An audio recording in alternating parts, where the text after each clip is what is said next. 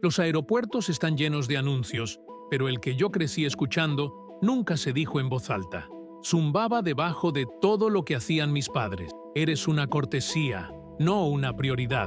En la acera, mi padre revisaba la hora como si le debiera intereses. Mi madre ajustaba la correa de su bolso, ya con la mente a medio camino dentro de la terminal. «Pases de abordar», dijo papá, extendiendo la mano. Nunca decía por favor cuando había un reloj cerca. Le entregué el mío. Lo sostuvo junto al de ellos, frunciendo el ceño como si el papel hubiera cometido un error.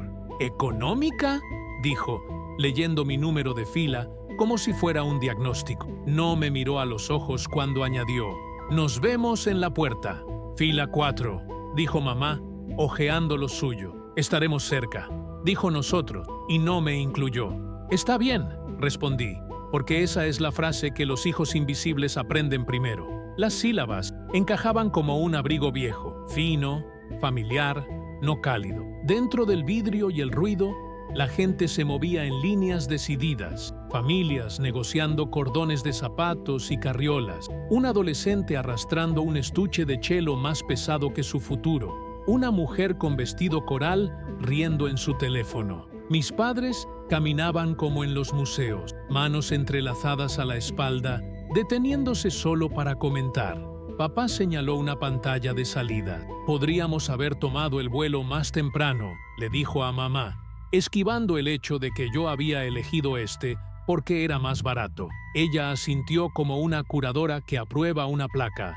En el kiosco, escribí mi nombre con el cuidado de quien intenta deletrearse a sí mismo en la existencia. 3 papeles cayeron. Papá los agarró todos y luego desprendió el mío como si fuera un recibo. «No lo pierdas», dijo, devolviéndomelo sin tocarme. «Tienes esa tendencia». Y me tomó un segundo entender que hablaba de cosas, no de personas, o tal vez de ambas. En la fila de seguridad, mamá adoptó ese tono suave que usa cuando halaga a extraños. «Me encanta tu bufanda», le dijo a la mujer detrás de nosotros, admirando su patrón de azules y naranjas. No me preguntó cómo estaba durmiendo. No notó mis uñas mordidas hasta el borde. Papá sostenía los zapatos por los talones, un dedo enganchado en cada uno, y anunció para nadie que TSA había hecho los carriles más lentos. «Cambiaron el diseño», dijo. «Lo noto». «Por supuesto que sí», respondió mamá, tibia de admiración por una habilidad que existía más en su cabeza que en la realidad.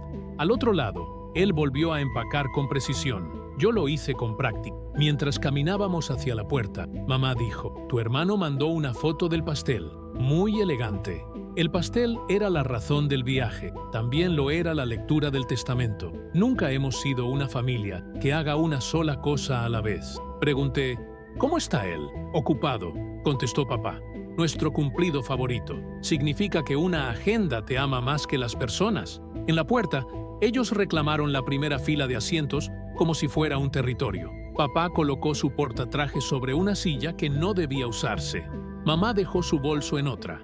Yo me senté 2 filas atrás. Un niño con pijama de dinosaurios golpeaba la rodilla de su padre con una espada de espuma. El padre fingía morir dramáticamente y el niño lo trepaba con la alegría de ser el centro. Miré mi teléfono. Un mensaje de Evan brillaba en la parte superior. «Estoy armando la presentación de fotos. ¿Encontraste esas tuyas de la infancia?» Lo miré lo suficiente para entender la broma. Tuyas era una categoría que él no creía que existiera. «Llevaré lo que tengo», escribí, lo que significaba no sin sonar así. Mamá volvió del mostrador con 2 vales de bebida. «Para nosotros», dijo, entregándoselos a papá. «Beneficios de estatus». Se sentó y por fin me miró. «¿Tienes maleta para documentar?» «No tenemos tiempo para eso». «Es fin de semana», dije, levantando mi mochila un poco.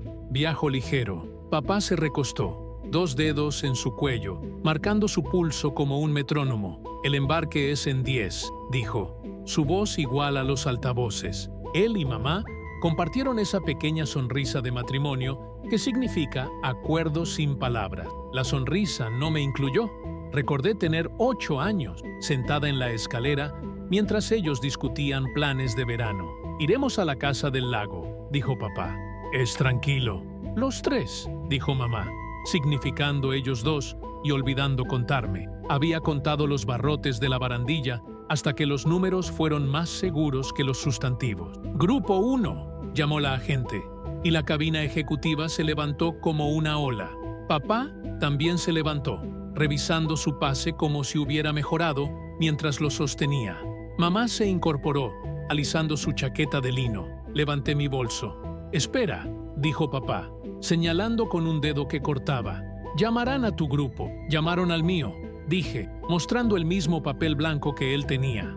Lo miró, hizo un cálculo de óptica y asintió.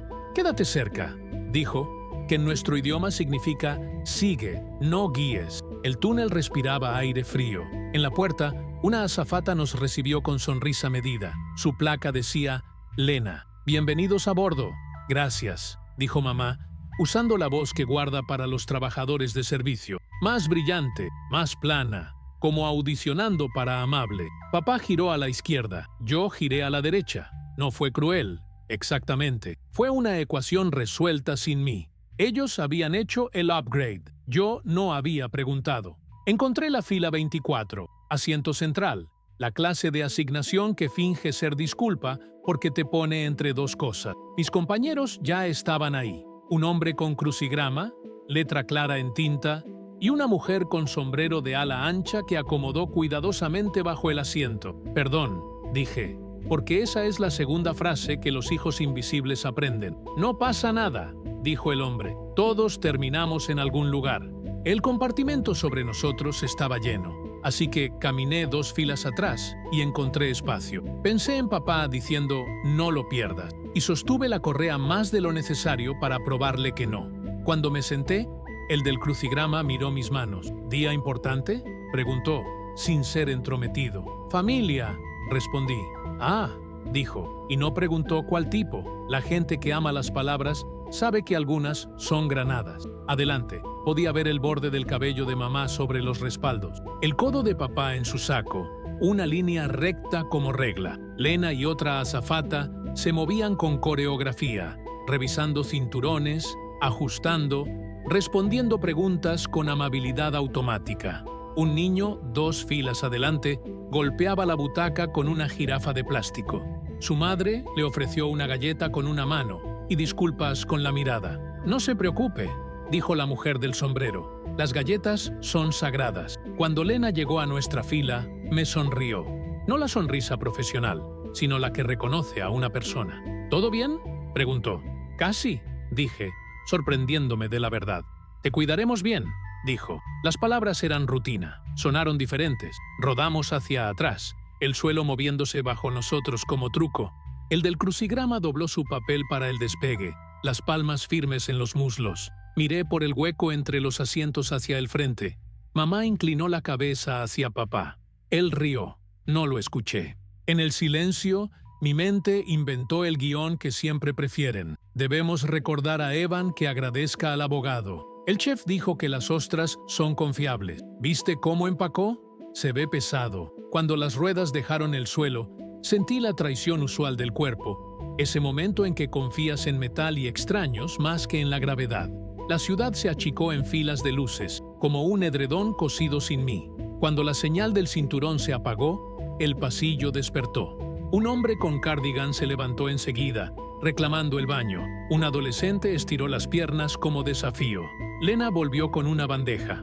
¿Algo de beber?, preguntó. «Agua, sin hielo», dije.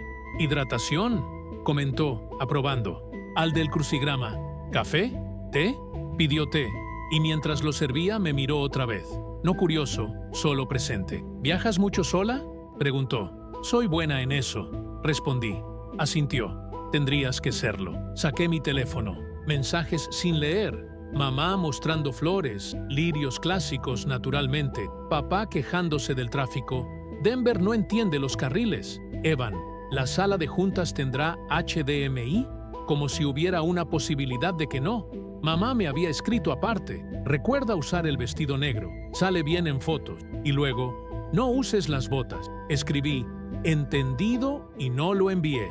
Luego escribí, «Me gustan las botas», y tampoco lo envié. El crucigrama me miró de reojo. 7 horizontal. Parientes, pero la pista dice elegidos. Tal vez hallados. «Hallados», repetí. La palabra se quedó en mi lengua como algo que me pertenecía y que había olvidado reclamar. Las palabras del extraño en la sala de equipajes aún no habían llegado. Por ahora, lo único que llenaba la cabina era la ausencia de las voces de mis padres, de sus ojos, de cualquier reconocimiento de que yo estaba ahí. Ya había empezado en el túnel de embarque, en la forma en que papá caminó por delante como si el pasillo solo tuviera espacio para él, en cómo mamá asintió a Lena, la azafata, sin notar que me había cortado una frase a la mitad. Pero dentro del avión, el silencio se convirtió en arquitectura. Ellos se sentaron juntos en la fila 4, Economy Plus, donde el espacio para las piernas pretende ser gratitud. Sus asientos eran un pequeño oasis. El mío decía 24B. El alfabeto nunca había sentido tanto como exilio. Podía verlos, si giraba el cuello en el ángulo exacto, a través de los huecos que dejaban los respaldos cuando los pasajeros se inclinaban. Mamá inclinaba la cabeza hacia el hombro de papá, susurrándole algo que lo hacía sonreír. Un mundo compartido, una fortaleza construida de contacto visual y familiaridad. No era malicia, tal vez, solo selección. Selección de la que puede borrar a una persona incluso cuando está 20 filas atrás, en el mismo avión. El hombre del crucigrama a mi lado llenaba casillas en tinta estable. La mujer del sombrero ajustó el ala para que la luz no le golpeara la mejilla. ¿Vuelo largo?, preguntó con cortesía. No lo suficiente, pensé. Lo que contesté fue, un par de horas. Asintió, satisfecha con la neutralidad. La gente suele sentirse más cómoda con respuestas que no dejan residuo. El carrito de bebidas traqueteó por el pasillo. Lena estaba ahí otra vez, moviéndose con equilibrio practicado. Una mano en los respaldos como si estabilizara a todos, no solo a sí misma. ¿Algo para ti?, preguntó. Agua, dije. Por supuesto. Sirvió y me lo entregó con una servilleta. En la servilleta estaba el logo de la aerolínea. Un pájaro estilizado, alas abiertas. Me recordó la servilleta con la garza azul de años atrás. Esa me la habían quitado. Esta la alicé sobre la bandeja, decidido a guardarla. ¿A dónde viajas?, preguntó el hombre del crucigrama. Familia, dije. Mi hermano, mis padres. Una reunión. Golpeó el bolígrafo contra el papel. Suena complicado. Esa es una palabra para eso. Adelante. Vi a papá gesticulando mientras hablaba con la azafata. 2 dedos, cortantes, un hábito suyo. Probablemente quería cambiar de comida o intercambiar su vino por algo que creía que debía ser gratis. Mamá se recostó, satisfecha con cualquier solución.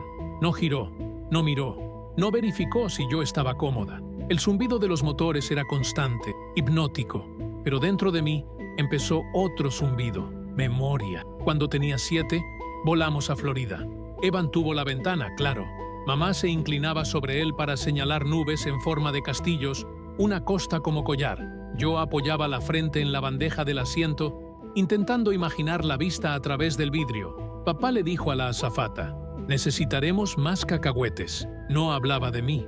A los 15, cruzamos Kansas en auto. La radio se rompió, así que papá llenó el coche con historias de negocios. ¿Quién había caído? ¿Quién había triunfado? Mamá opinaba sobre telas para las cortinas. En el asiento trasero, yo dije una vez, el cielo parece infinito aquí. Nadie respondió.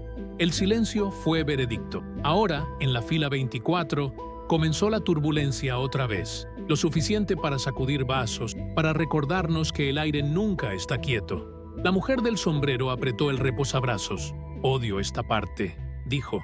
Yo también, admití. El del crucigrama sonrió débilmente. Yo finjo que es música, la percusión. El avión bajó, luego se estabilizó. Risas nerviosas aquí, un grito allá, pero sobre todo la quietud de quienes pagan para confiar en la física. Intenté respirar parejo. 4 adentro, 6 afuera. Al frente, papá rió por algo que mamá dijo. Claro, audible incluso desde aquí, cortando la cabina como si hubiera sido diseñado para viajar. Envidié a los pasajeros que pensaban que era solo la risa de un hombre en la fila 4. Para mí, era el sonido de pertenencia que nunca me incluiría. Cerré los ojos. Detrás de ellos, imágenes barajadas. Papá en la cabecera de una mesa. mamá arreglando flores, los mensajes urgentes de Evan, siempre ocupados, siempre importantes, siempre orbitando juntos. Yo, dando vueltas afuera. ¿Estás bien? La voz de Lena me sacudió. Estaba en mi fila otra vez, una mano en el respaldo, inclinándose. Sí, dije automáticamente. Sus ojos me estudiaron, sin crueldad. ¿Viajas con la pareja de la fila 4? Parpadeé. Sí, son mis padres. Titubeó. Luego asintió. Lo pensé. No dijo más. No hacía falta. El simple hecho de que notara la ausencia ya era demasiada bondad. El servicio de comida fue y vino. En mi bandeja, un rectángulo de pasta, tibio pero comestible. Adelante. Vi a papá girar su plato hacia mamá para que probara, su tenedor apuntando a su boca, su comunión. Pinché un trozo de pasta y lo mastiqué lento, sin sabor. Más tarde, las luces se atenuaron, ese crepúsculo artificial diseñado para engañar cuerpos. El hombre del crucigrama se durmió, el bolígrafo deslizándose de su mano. La mujer del sombrero cerró los ojos y murmuró una oración que no reconocí. Yo seguí despierto, mirando la tarjeta de seguridad, memorizando dibujos, el tobogán, la posición de braceo, las salidas de emergencia, instrucciones de supervivencia, simplificadas para consumo masivo. Ninguna decía qué hacer cuando las personas contra las que deberías bracear son las mismas que te borran. Abrí mi teléfono otra vez, recorriendo fotos viejas. Yo a los 8, con una bengala. Borroso porque papá encuadró mejor a Evan. Yo a los 16, contra una cerca, recortado porque mamá enfocó al perro. En cada imagen estaba presente pero periférico. Prueba de existencia, no evidencia de importancia. El capitán anunció el descenso. La ciudad brillaba abajo como promesa. Los pasajeros se movieron, recogiendo bolsas, doblando mantas. Adelante, papá se levantó para abrir el compartimento de mamá. Ella rió suave cuando casi dejó caer su chaqueta. La intimidad de errores pequeños compartidos. Me quedé sentado hasta que Lena pasó y me dio otra vez la señal. Ahora, me indicó con los labios. Me incorporé, el corazón golpeando. La gente se apartó lo justo. El del crucigrama asintió despidiéndose. La mujer del sombrero dijo: «Buen viaje, querida». En la puerta, Lena se sostuvo en el marco. «¿Estás bien?», dijo. «¿De veras?», pregunté, sorprendiéndome. Sonrió. «Se te ve. Es un comienzo». Entré al túnel, aire fresco golpeando, olor a metal y concreto reemplazando el zumbido de motores. Detrás, la voz de papá flotó desde la fila 4. «Iremos directo al auto», le dijo a mamá. «No hay tiempo que perder». No habían mirado atrás ni una vez. Seguí el río de pasajeros hacia la sala de equipajes. Mis padres unos pasos por delante, siluetas sólidas bajo la luz fluorescente. Apenas pensaba que el vuelo había terminado, que la invisibilidad sería la historia final, cuando lo noté. El hombre de la chaqueta de lino azul marino, el mismo que había mirado más de una vez durante el vuelo. No seguía a mis padres, me estaba observando a mí. Y cuando nuestros ojos se encontraron, asintió, como si hubiera estado esperando ese momento. La sala de equipaje siempre era demasiado brillante, demasiado ruidosa, demasiado indiferente. Las maletas caían sobre la cinta como cuerpos que se desplomaban. El cinturón gruñía arrastrando pertenencias en círculos sin fin. Las familias se agrupaban en racimos desiguales, gritando colores de maletas como si fueran números de bingo. El aire olía levemente a caucho y a café del kiosco en la esquina. Mis padres se movían allí como generales veteranos. Papá se colocó justo en el borde del tobogán metálico, en el lugar donde las maletas caían primero. Su postura decía que dominaba el sistema, que interceptaría lo suyo antes de que alguien pudiera tocarlo. Mamá se quedó atrás, cerca de los carritos, los labios apretados, los ojos repasando cada maleta que pasaba. Yo me situé un poco detrás de ellos, manos en los bolsillos, fingiendo que había elegido ese lugar en vez de haber sido relegado. La correa de mi mochila me hundía el hombro. Miraba la cinta, hipnotizado por el bucle interminable de bolsas negras, grises y azules, ninguna mía todavía. Entonces lo sentí. Esa mirada otra vez. El hombre de la chaqueta de lino azul marino estaba en el lado opuesto de la cinta. No observaba las maletas, me observaba a mí. Su postura era serena, pero sus ojos llevaban un peso que no lograba descifrar. Cuando nuestras miradas se cruzaron, asintió una vez. Un gesto sutil, como un secreto transmitido al otro lado del salón. Aparté la vista de inmediato, con el estómago encogido. Tal vez era solo un desconocido más. Tal vez estaba proyectando, hambriento de reconocimiento donde no lo había. Pero cuando volví a mirar, seguía allí. Y entonces comenzó a moverse. Caminó despacio, deliberadamente, abriéndose paso entre grupos de familias y ejecutivos cansados, hasta quedar justo frente a nosotros. Sus ojos se posaron brevemente en mis padres, luego volvieron a mí, firme, seguros. «Disculpa», dijo, su voz calmada pero con un temblor contenido. «Siento molestarte». Mamá giró la cabeza bruscamente, con una expresión helada de sospecha. Papá, a medio hablar por teléfono, bajó el aparato lo suficiente para fulminar con la mirada. El hombre los ignoró. Sus ojos se quedaron en los míos. «Creo que te conozco». Se me cortó la respiración. La cinta retumbó, liberando otra maleta. La gente se abalanzó para reclamarla. El mundo seguía, indiferente, mientras mi propio eje se inclinaba. La voz de mamá fue inmediata, gélida. «No hablamos con extraños». La mandíbula del hombre se tensó, pero no la miró. «Esto no se trata de ustedes», dijo suavemente. «Luego, a mí, conocí a tu madre real». El suelo pareció hundirse bajo mis pies. Mis piernas temblaron. Por un momento, pensé que había oído mal. La palabra real resonaba en mi cabeza, más fuerte que los anuncios, más fuerte que el estrépito de las maletas. Papá dio un paso al frente, guardando ya el teléfono en el bolsillo. «Basta», gruñó. «Está equivocado. Aléjese». Pero el hombre no se movió. Sus ojos seguían en los míos, inquebrantables. «Ella era mi hermana», dijo en voz baja. «Y antes de morir, me contó que tenía una hija». Me quedé paralizado. El corazón golpeaba contra mis costillas. Mamá palideció, los labios apretados en una línea fina. Papá resopló con furia contenida. «Eso no es cierto», dijo mamá rápidamente. Demasiado rápido. «No le hagas caso. No sabe lo que dice». Pero yo ya estaba escuchando. Las palabras del hombre se habían encajado en las grietas de todo lo que había sentido, de todo lo que había sospechado. La distancia, la frialdad, el modo en que mis padres siempre me trataron como un apéndice, una obligación en lugar de sangre. Él dio un paso más, cuidadoso de no invadir, cuidadoso de no asustarme. «Tu nombre», dijo con ternura, «es una historia, y creo que sé cómo empieza».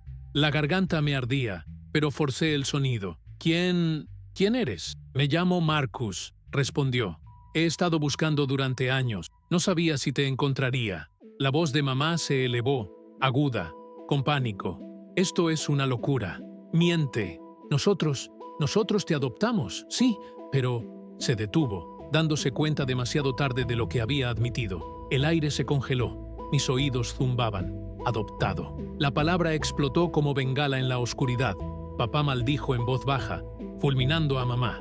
El secreto había resbalado, sin preparación, sin barniz. La expresión de Marcus se suavizó.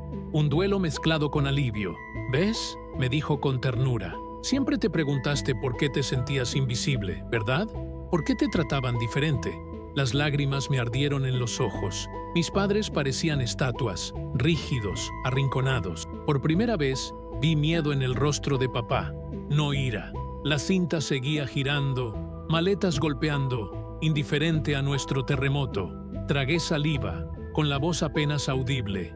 «¿Por qué no me lo dijeron?», les pregunté. Los ojos de mamá huyeron, la mandíbula de papá se apretó.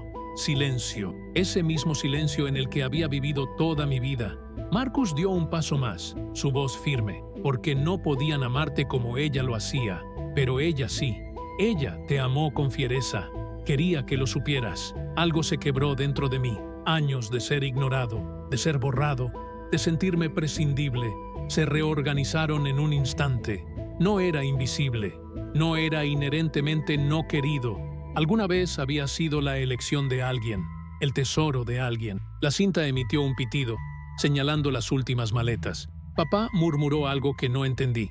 Mamá agarró su maleta, las manos temblándole. Yo me quedé quieto, mi equipaje al lado, mi mundo dividido en antes y después. Marcus sostuvo mi mirada. «Ya no estás solo», dijo suavemente. Si quieres saber más, estoy aquí. El silencio de mis padres era más fuerte que todo el aeropuerto. Por primera vez, no intenté llenarlo. Me giré hacia Marcus, y por primera vez en mi vida, me sentí visto.